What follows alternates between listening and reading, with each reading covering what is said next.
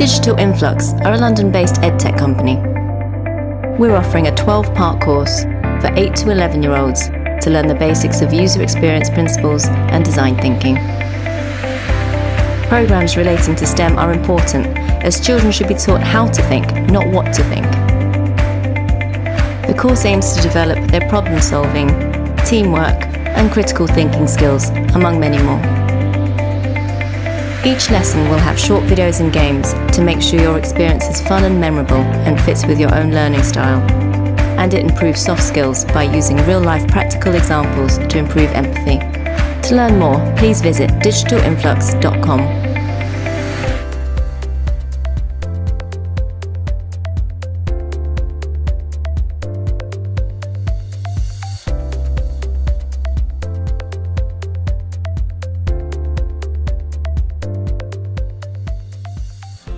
Yeah, I think there were definitely times when I felt like I was sort of struggling to understand what my aim was or where I was supposed to be headed, and I think that was mainly because I didn't feel I had a role model within my environment at the time that I could sort of either look up to or sort of ask questions to, male or female in certain situations. And I think in terms of what advice I would give off the back of that now, I think there were times when I didn't feel I could entirely be myself and be comfortable being myself in a team. And as you progress through your career, in whichever direction you end up going, whether it's sort of consulting or leadership or whatever that might be, I think the more that you can sort of hone being yourself and knowing your own voice and relaxing into that, the easier you'll find it as you progress into sort of the more complex situations that you'll find yourself, maybe in management or sort of facilitation even. So that would be my main advice, to sort of practice being yourself from day one. And I know that's quite hard because yourself kind of changes and progresses as you grow and as you sort of progress through your own career. But I think if you can be mindful of just being honest and sort of take in those more complex situations that you might find yourself in, those struggles, take the time to owe yourself to step back and think about what you're comfortable with doing, and be brave and actually sort of stand your ground in those situations. And the sooner you can do that and find yourself doing that, the more self-confidence will just sort of flow from that point forward. The biggest challenge, I think, for me so far has been about shifting from being sort of a designer into being a leader or a manager. I think, and I think there's a lot of research and evidence that shows that can be particularly challenging for women. That's one of the biggest gaps, because it's a similar moment, like at the beginning of your career, where you kind of need someone to take a chance on you, and you need to sort of be able to show, even though I haven't done this before, you can trust me to do it right. And there's some things you can do to prepare for it, though a lot of companies don't really set you up for that before you actually get the role. Or there are things you can do to practice in advance, right? Mentoring other people, or sort of just putting yourself into the situation where you have to facilitate things. But ultimately, to make that leap, someone has to take the chance and just say, hey, I think you can do this.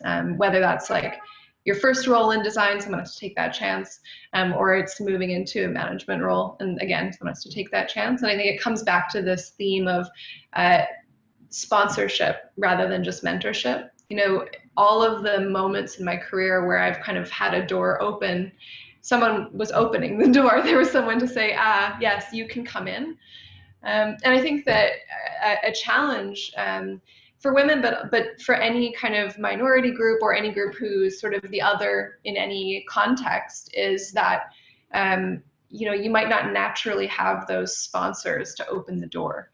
And in particular for me, every time the door was opened, it was by someone who was in a senior position, someone like an older male person in almost every case, right? Someone who I had a relationship with, either from going to an event or a professor, for example, or I think my first job was, because I had a relationship with someone at that company, and they said, oh, well, we need someone to just do a few creative things. Could you just come do a few things? And that's sort of how to get the ball rolling. So, and I think that's, again, true when you're trying to move into a role where you're managing or leading.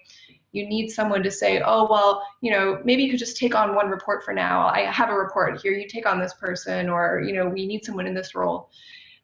So I think the thing I would say is just that it's important to build those relationships. Like the closing the gap has to happen on both sides. So that's very risky sometimes, or might be frightening or challenging, or might just not feel like the most natural thing.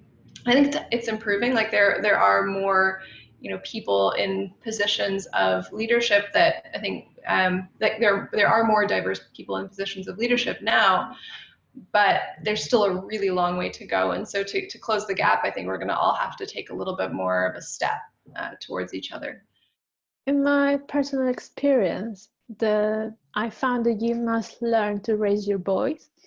Being a shy person might be a struggle in your career, but it will be increased if you're a young woman. I have had the opportunity to work in several teams in very different types of cultures and with different levels of discriminations against women.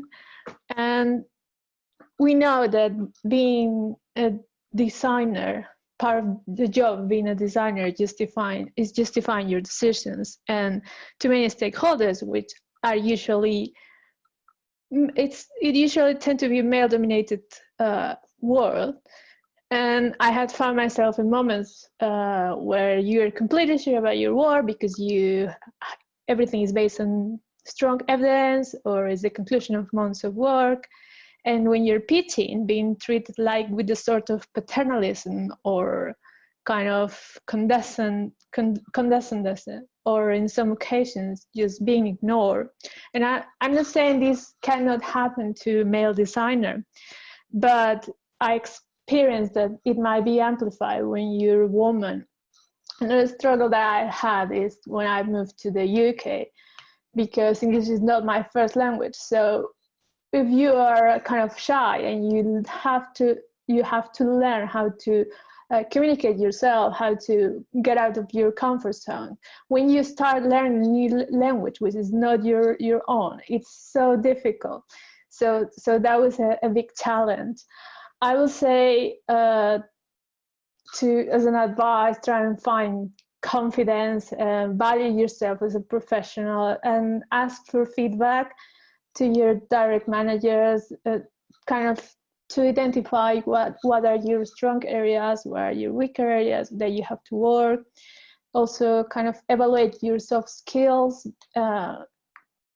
Communication is very important in a leadership role, and critical thinking.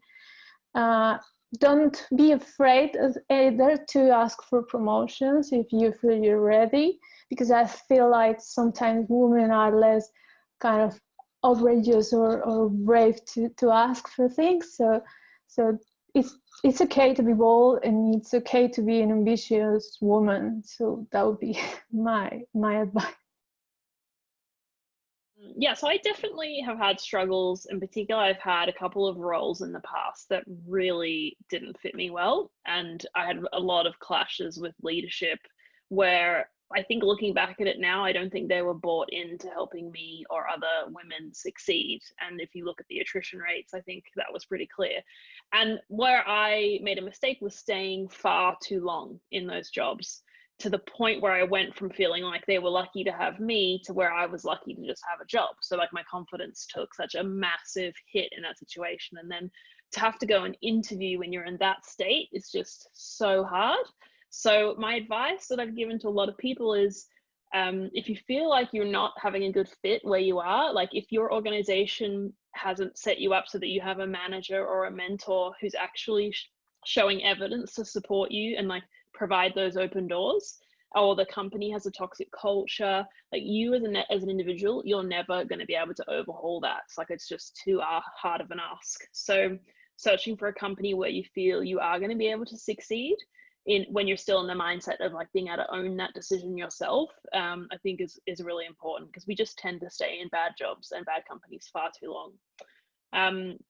And yeah, my growth was always when I had a mentor, I think, as Rachel said it, a sponsor to support me. Like every time I've stepped up, I've had someone there who like supported me to do it, or motivated me to do it. Because I think as women, research shows that we're a lot more self-deprecating than men on average, in that we have a super critical inner voice and we have a lot more doubt.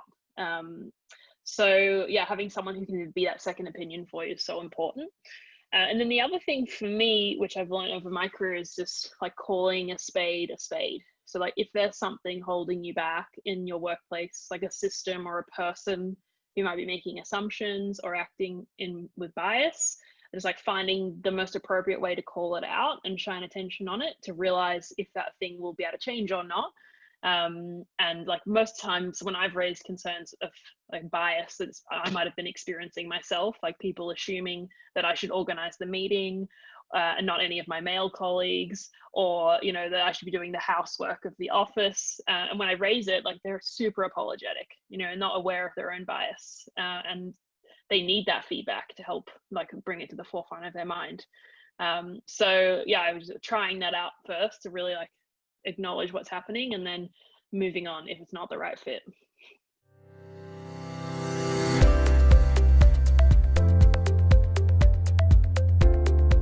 So I did a bit of research for this, and I felt like that was a bit sad because I didn't have something top of mind. And so it really like continued the fact that this is true. So what I was most inspired by was actually Elizabeth Phillips, who was the inventor of Monopoly, and ironically invented it as a protest against the monopoly of men. And she called it the landlord's game, and was kind of protesting against monopolists at the time, like John Rockefeller. And then she filed for a patent in 1903, and it began to circulate, but then Charles Duro stepped in, made his own copyright with a slightly different tweak, and then sold it to Parker Brothers. And Elizabeth Phillips' invention, you know, she was completely forgotten and written out of it. And it's just like so sad and ironic that she wrote it as it was designed as a protest against the monopoly of men. I agree with Melanie, because it was very hard to think that no woman name came to my mind, and a few of male names, but I'm going to name a designer who is Ludon. She just published it recently this year, the Good Services book, which I think is a fantastic book, and I just think it should get much more recognition to encourage women to become authors and to keep sharing their learnings.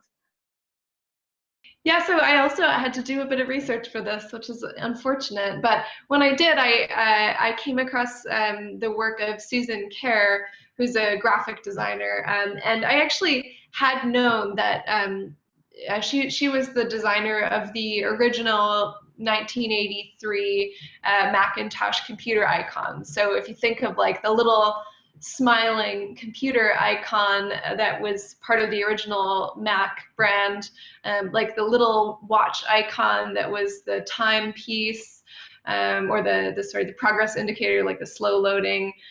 She did the paint logo and all of the paint UI, and all of it's just such a, like, it's very warm and fuzzy for me. It's part of my childhood, and I just think her work is so charming. So yeah, I was glad to revisit it. If you're familiar with driving on the roads in the UK, or you know, getting stuck in London traffic, then you probably have seen the designer that I want to recognize and her work. There was, like, back in the 50s, 60s, there's a woman called Margaret Calvert who basically designed the font and icon set, the pictograms for all of the traffic signs that you see in the UK. So like from the blue motorway signs to like the stop signs and warning signs, triangles and things like that. And I love her story because you always get this sort of cliche quote, or sort of ad hoc quote, that you know, men make better drivers than women, and the irony is that a woman designed all of the signs that you're so used to and you're familiar to seeing. You just blink out when you drive anywhere today in the UK. And my favorite sign and her story about sort of being a feminist is there's a school nearby sign, so it's a triangle with two children, one slightly larger than the other, and the larger one is actually a girl, because you can see the sort of the silhouette, and she says that was a self-portrait, and it's quite a sweet idea, that it's an awesome idea actually, that she as a woman is sort of leading this smaller child, so it's a female leading a little sort of male boy in this icon. And I think that's just sort of testament to how she sort of brought her own self and her own feminism to what she was doing back in the 50s and 60s, where it was probably quite unheard of to have a female designer sort of sitting in a team like that.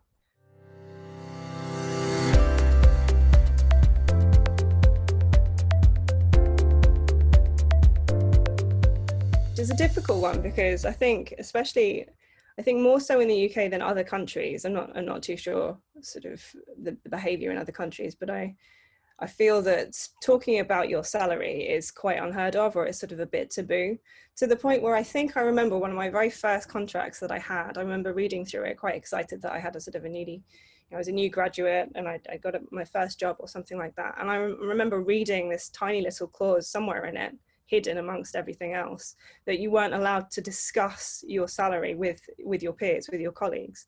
And I found that, well, I didn't really think about it much back then. I just thought, okay, well, you know, people progress at different stages of their career and things like that. So maybe it's to sort of make sure that there's, you know, less arguments or something in the office. But as you move forward and you sort of move through different design teams and sort of progress through your own career, I have started to question, like, you know, am I being paid as much as my male counterpart in the same team? And I think it's sort of in more recent roles I've had, when I've moved from one position to another company, and I've noticed sort of a steep jump for similar roles, maybe accounting for a little bit more responsibility, but it's still sort of an interesting leap in numbers. It makes you look back and think, geez, you know, crikey, maybe I wasn't being paid as much. What can we do? I think it's a group, it has to be a group effort, or it has to sort of be a much wider business effort, because there's not much that one person can really do. But I'd like to see more transparency in the way that you know, teams, especially within the ranks, the way that we're sort of communicating not only sort of initial starting salaries, but sort of pay rises for, you know, progression. Maybe if you start as a junior designer, you move through, the next jump is a senior designer, but at some point you've got to be some sort of middleweight, or some sort of, you know, maybe I'm an intern and I started at a place, but for some reason I'm still on an intern's wage when I take up a full-time position there. I think there needs to be more transparency and understanding around structures, and at the moment I've not seen that pretty much anywhere. Especially when you consider, if you're a contractor in design, it's quite evident. You know, you've got your day rate. It's communicated from the very beginning. When you apply as a contractor, you know, it's going to be 300 or 500 or 700, whatever that number might be, and it's quite obvious. But as soon as you sort of move into the permanent realm, it becomes a bit more obscure, and there doesn't really need to be a reason for that, I don't think. So I don't really have an immediate answer for that, but I definitely recognise the fact that there are issues, especially in terms of progression through a business. I would echo what Lisa had said, and I think to answer the original question, it's hard to know, right? Like, you can see, maybe you see gaps or signals, maybe you hear something, and there's also sort of a lot of complexity to it, I think. I think part of it is, you know, this question of how transparent things are, right? So, for example, the more you come to understand the way that companies structure pay, the more you might see, oh, like, you know, the pay here really depends on your sort of what level of seniority you have. And for example, maybe when getting hired, certain candidates negotiate about the level at which they are hired and certain ones don't. And that negotiation at that stage, not just about your salary, but what level you are, might have a huge influence. Maybe it's quite a long time before you get promoted. Maybe it's a question of your performance, right? Maybe your salary is influenced by your performance, and negotiating around your like the way that your performance is measured and the rating of your performance matters a lot. Or maybe applying for promotion or pushing for promotion is the thing that's going to influence your salary a lot. So what I often find is that, generally I would say that people are not very aware of how that works. And when you are aware of those things, you can know, like, what is it I should negotiate? I think that's something that, some evidence does show that women are less likely to negotiate, or may have less experience with negotiating in that day-to-day kind of way. I actually think that this matters for everyone, not just women, right? That if everyone is expected to negotiate, then there will be a discrepancy. I think transparency is the thing that is the counteraction for that, right? So my sense is that in the interim, we women, any intersectional minority, needs to get a better understanding of how to negotiate. And in order to do that, ask your mentors, ask your sponsors, ask anyone who you can, right? I think when I'm referring someone for a role, I'll often, have a chat with them and see if there's a way I can find out, what are your expectations for salary in this role, and are they right? Should they be a lot higher? And try to share information about that. And I think anyone in a position to do that should be doing that. And then the other quick note here, sensitive to time, is just that I think creative people, we face kind of a double whammy here, because we're often told, like, you're just lucky that someone is interested in your work, you're just lucky to be here, you're just lucky to have the exposure. And I think all of us have faced difficulties getting paid on time. Some client didn't use the mocks, or went with another designer, or whatever other excuses that I'm sure you've all heard. And I think,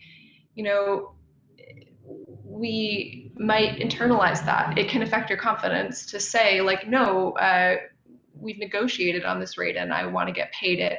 It can affect your confidence in terms of being willing to ask clients to sign a contract, but you should always ask them to sign a contract.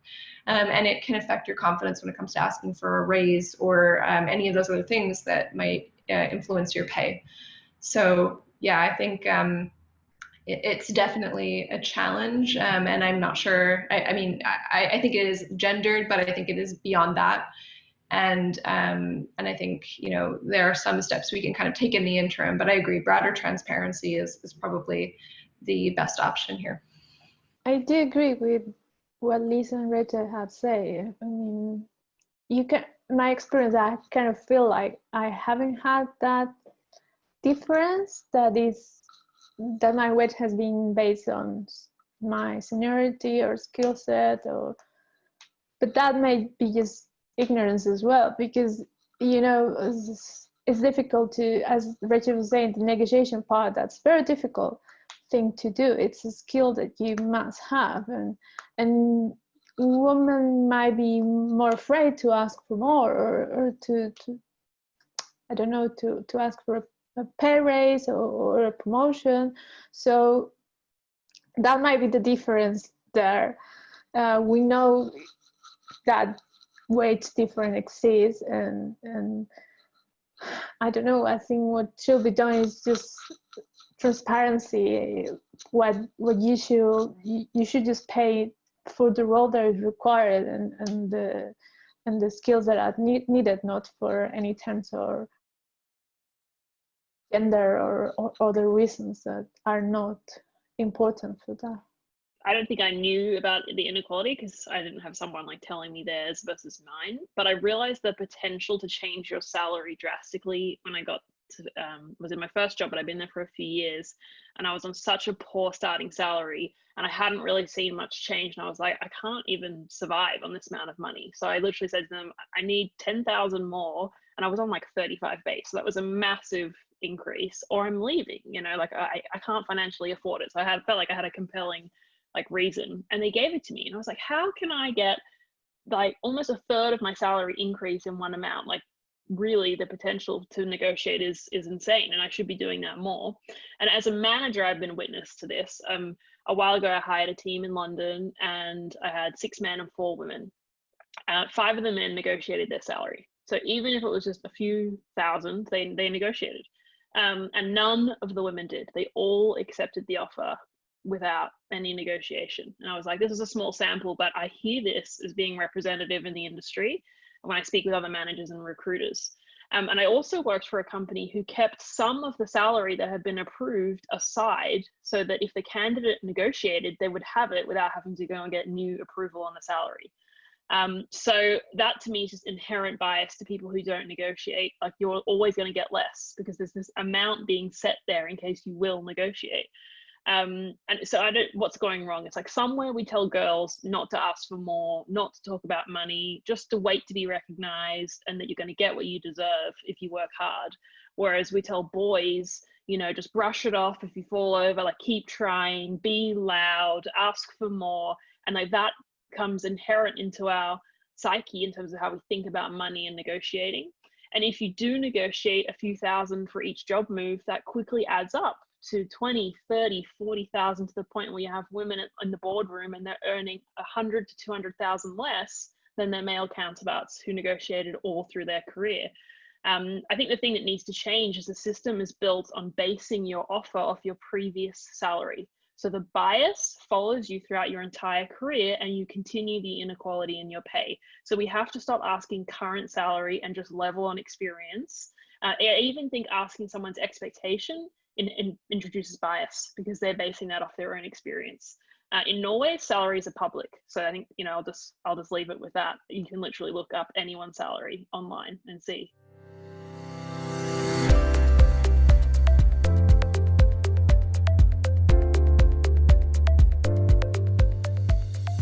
Definitely experience bias in the workplace. I felt that I've had to work harder to overcompensate for these things in certain cases, like opportunities that were given to other people or assumed other people would have, and I've had to overcompensate to try and earn those opportunities, or even just assumptions made about my role and purpose in discussions. And this is like a micro thing that happens regularly, is like, you know, when you're asked to take notes or organize the format rather than contribute ideas and content.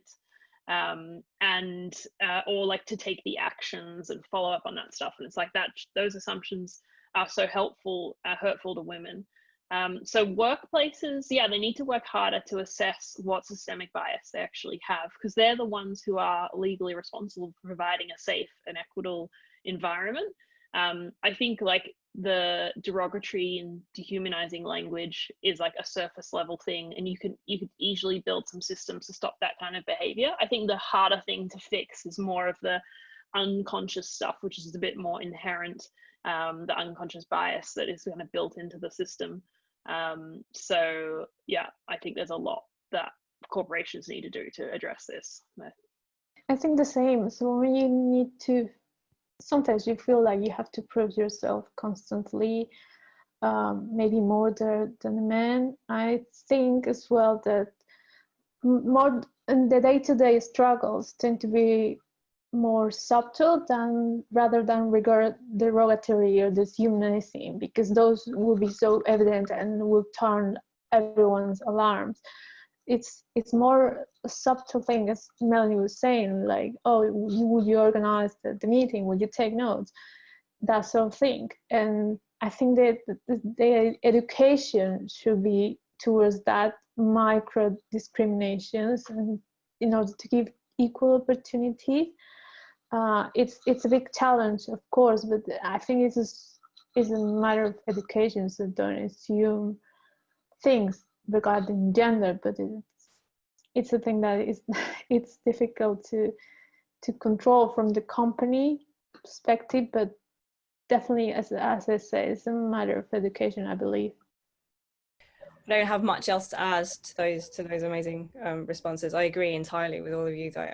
It's all about the nuances and the subtleties that these little messages that you get you know, they're not full on derogatory or, you know, dehumanizing as the original question states, but they sit in you like little seeds, and you go home, and over a period of time you start to sort of breed this self-doubt because you're getting these messages from you know, male counterparts in your team or wider team, and it's, you know, people should feel, everybody should feel safe and happy and enjoy work and feel confident at work. So in those situations it's not on, but it's very difficult to spot them out because, as Rachel said, it's only you that can really see it. And sometimes it takes a little while to kind of, you know, clear the fog of doubt and actually understand that, yeah, actually they were speaking with good intent, but they were not, you know, looking out for you, or they weren't you know, with your best interests. My example was, unfortunately, it was my manager at the time who took me aside one day and told me that my perception of reality was diverged from the reality of the team. And to Laura's point a few questions back, you used the word paternalism. And I think maybe there was an element of, he was sort of trying to be this sort of strange fatherly figure, or he was trying to impart some sort of advice. But I walked away from what was quite a heated debate about some very toxic issues that were going on with the team. And he was basically saying, our perception of it's completely skewed, everything's fine. It wasn't. And I walked away from that thinking, I don't think he would have had the same type of discussion with with my male colleagues. It would have been an entirely different conversation, but he was sort of putting me down in this, oh, you know, there's something wrong with you. They're there. And just sort of closed the conversation down effectively. And to Melanie's point, you know, within a month or so, I decided that enough was enough, and it was time for me to go, because my issue was with my manager, someone that should be looking out for me, should be accommodating, you know, my emotions and my progression, as well as my objectives, and that wasn't really happening. So I took a step back and I decided, where am I better placed? Where am I best placed? And it wasn't there anymore. So I took a decision to move, and I became a lot happier because I could progress and I could feel a lot more confident and a lot more happy in a new position elsewhere. So yeah, it's about the nuances, and I think we just have to, as women, we need to sort of learn to be more mindful of when they do happen, so that we can maybe call them out sooner. But I do appreciate it's a very difficult situation to be in.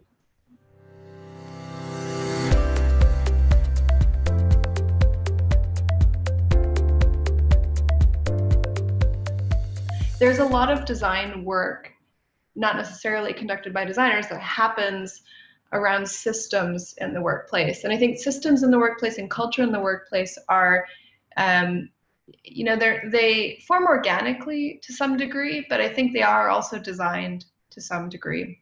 And it's that, you know, system building and culture building where an empathetic approach, and often I think a design approach is, and a design and research iterative approach is inherently intended to be an inherently empathetic process. So I think the answer is yes. And of course, you know, the question is framed to be answered yes, but the question is really more, to me, like how does that work, and how do we you know, create a process or create an approach that fundamentally embeds empathy in the creation of culture and the creation of systems within the workplace. Actually, I had almost the same question from a mentee that I'm working with. He's part of the Tech for Germany program, which is this fantastic program in Berlin that partners young designers, university grads, with groups within the government to work on projects and to kind of drive a change in government culture and build out something maybe like government digital services in Germany. Anyway, he was asking me this exact question, like, how do we, as the owners, as the leaders of Tech for Germany, build out an empathetic and inclusive team and culture. And we talked a lot about that. And, I think my answer would exceed 5 minutes, but I think, there are a lot of approaches, right? Building a diverse team, I think, is really fundamental. My experiences in my career and sort of community organization have taught me that having an empathetic set of leaders and a diverse set of leaders will just give you access to varied groups of people. And by having access to varied groups of people and think about, languages, backgrounds, genders, all of these things, the funnels become more diverse. And I think it's never just about funnel, right? You also have to think about, retention, and what is it in your culture that is effective in retaining a diverse group of people, and that's everything from, is your culture anti-racist? Is your culture anti-sexist? Is your culture aware of the diversity of lifestyles that people have? Because I think a big part of it is also just like who we are as people, and that means, some people have families, and so, we need to think about how our events are set up so they can be included. Some people live alone, and the work from home situation is really hard on them, and they need to be able to interact with their colleagues in a social environment. And you start to think about like all of these different kinds of people and all these different kinds of considerations, and you make that a practice by building it into your day, by building it into your team. And I think that's what we need to do when we think about like our culture in the workplace and our design of systems in the workplace as well. And I think my impression is that empathy is such a practice. Like it is, that sort of sympathy and that moment of like empathizing with another person happens for us, but it's not built in, and it's not, it doesn't come to everyone equally, right? There's sort of the way that we like process the world around us is based on sort of trying to filter and trying to make simple sense of things so that we can move through the world without having to think too deeply about something that isn't right in front of us. And so I think that applies to our relationships with other people as well. And that's what the design thinking process tries to tackle by like putting us in front of our users. And I think that, that kind of approach should extend to the way that we interact with people. But it's a learned process. So yeah, I think building that into the way that we learn as children makes a lot of sense. Of course, I totally agree that companies who have this knowledge should try and spare it. But these design mindsets should come from executive roles, from the top of the chain. It cannot be like, it's a cultural thing, it's a company cultural thing. So as Rachel was saying, it has to be taught and it has to be engaged with by everyone to promote a safe environment, because that's what empathy does, and it breaks the gaps of inequality. Do I think it should be taught to children? Of course, it should. I work in education, and one of my company's initiatives was to create a project with teenagers around the world.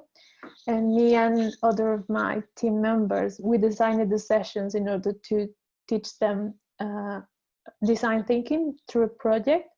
And the results were fantastic. And one of the biggest learnings that I had from that was, and kind of realizing about that, thinking about my past experience as a student, is that they develop a lot of soft skills that you are not taught in your school regularly. And empathy was, of course, one of the key learnings. And that's very useful for them, because they're in an age that they have to self-manage themselves and to communicate so much stuff, and they are also learning to know themselves. So yeah, I think these design thinking, design mindsets should definitely be taught to everyone and be practiced by everyone. I think yes is to both questions. So we need companies to come from top down, and then we need from bottom up to develop talent to have the right approach. There's we're short on time, but I just want to say there's a really great TV show that I watched, which was uncomfortable at times, but really eye-opening, is on Channel 4, called The School That Tried to End Racism. And it's a really great show where they basically shared research that we form our biases, and they were focusing on race, but it can be gender, and it can be so many different aspects that form diversity and equality. And they said, by the age of 11 or 12, children will have formed these biases and stereotypes. And so if we can focus on improving that understanding of empathy and equality with children, then the next generation of leaders will, help to improve the workforce. And it's so compelling because the children who are 11, when they start, they do their unconscious bias tests, and they are in majority all experiencing bias towards white people. In that they believe white people are more likely to be successful or beautiful and all of these things. And it's really emotional when they find out that they all have these biases, and then they work over this 6-week program to have more empathy with each other and understand their differences and speak about the divides that exist for them, and finish it. And you can see their friendships change, and they develop diverse friendships, and they have this new empathy. And it's like, why aren't we teaching this in every single school? Like, that course was so effective. So yeah, we definitely should be teaching it more to children rather than some random forms of mathematics that you'll never use in your career. There's so many things I've forgotten. So yes, big yeses to those. Yeah, again, nothing much more to add. I think as designers, we should all know that anything that gets created, whether as a team or a product, is always at risk of carrying inherent bias from its creators.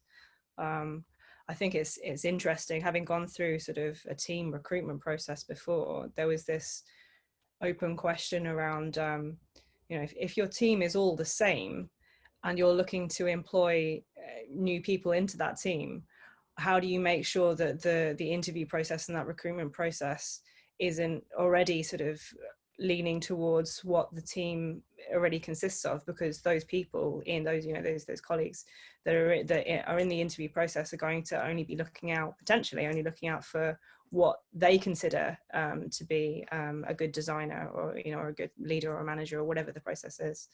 And I think designers with our skill set are quite well placed to be able to go into sort of wider businesses and sort of be able to review and spot that in certain situations.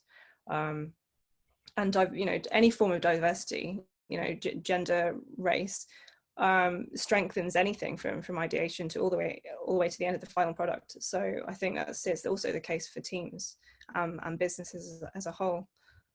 Should we be teaching empathy in schools? Yes, absolutely. I remember during my A-levels, I think it was, we did this strange general studies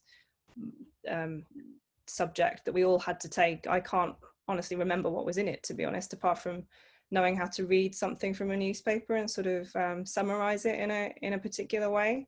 And I think general studies, or as that term should include things like understanding what empathy truly is, and building that as a skill set, probably even from an earlier age, because being able to put yourself in someone else's shoes, especially sort of developing that as a conscious skill at a young age, I think would help a whole generation be a lot more mindful to what's around them, and not just sort of question things for the sake of questioning them, but sort of put themselves in a writer's position, or in a situation that they're reading about, and sort of really feel what's going on, and before perhaps making that initial reaction.